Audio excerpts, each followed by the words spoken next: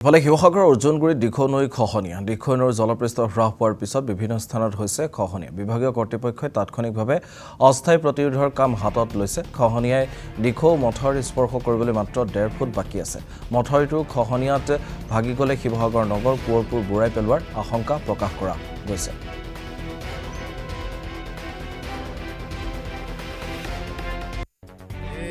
মান বজাৰ পৰা এইটুকুৰা বহিলে বহাৰ পিছত লাহে লাহে খহনীয়াটো আৰম্ভ হ'ল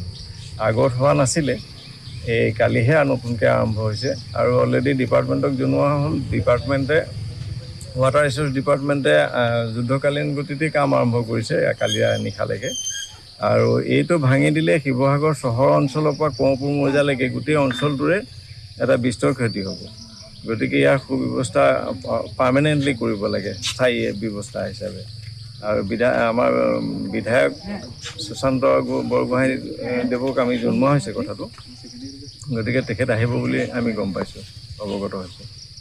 এই অঞ্চলটোত যিডোখৰ আপোনালোকে এতিয়া দেখিলে এইটো আজিৰ নহয় বহু দিনৰ পৰা এইটো এনেকুৱা অৱস্থা হৈ আছে কিন্তু কালি অকস্মাত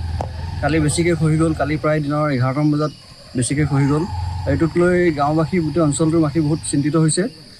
কালি বিভাগীয় মানুহে গম পাই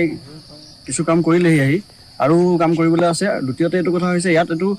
যি সমস্যাটো আছে বহুত দিনীয়া সমস্যা গতিকে এইটো পাৰ্মানেণ্ট সলিউশ্যন এটা বিচাৰিছোঁ আমি গাঁওবাসী সেইটোৱে দাবী এইটো কি গাঁও বুলি কয় দেখোন অৰ্জুনগুৰি গাঁও যিহেতু এই গাঁওখন বৰ্তমান বানমন্ত্ৰীৰ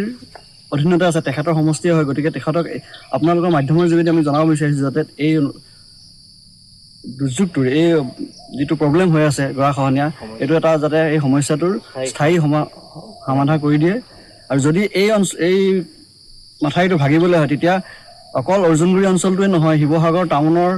গোটেই টাউনখন কুঁৱৰপুৰ অঞ্চলত গোটেই অঞ্চলটো গোটেই মৌজাটো মানে গোটেই টাউনখনেই আকৌ